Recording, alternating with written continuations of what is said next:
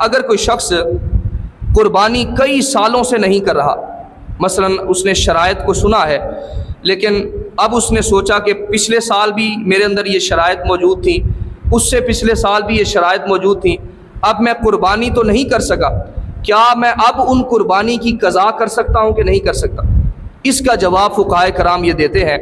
کہ قربانی کی قضا نہیں ہوتی بلکہ کفارہ ہوتا ہے۔ اب کوئی شخص اگر گزشتہ سالوں کے اندر اگر اس پر قربانی لازم تھی، واجب تھی، اگر اس نے غفلت کی بنا پر، کم علمی کی بنا پر، لا علمی کی بنا پر اگر اس نے قربانی نہیں کی، اب اس پر پہلی بات تو یہ ہے کہ وہ توبہ کرے، اللہ کی بارگاہ کے اندر توبہ کرے اپنی کم علمی پر اور لا علمی پر۔ اور دوسری بات کہ اس کی مقدار جو قربانی اس نے پچھلے سالوں کے اندر اگر چھوڑی ہے تو اس کی قیمت کا اعتبار کیا جائے، اس کی قیمت کو صدقہ کرنا ضروری ہے۔ لہٰذا قربانی کی قضا نہیں ہوتی بلکہ کفارہ ہوتا ہے، لہٰذا اس کی اتنی قیمت جو ہے وہ ادا کی جائے، صدقہ کر دی جائے۔ لہٰذا قربانی کا کفارہ تو ہوتا ہے لیکن قضا نہیں ہوتی۔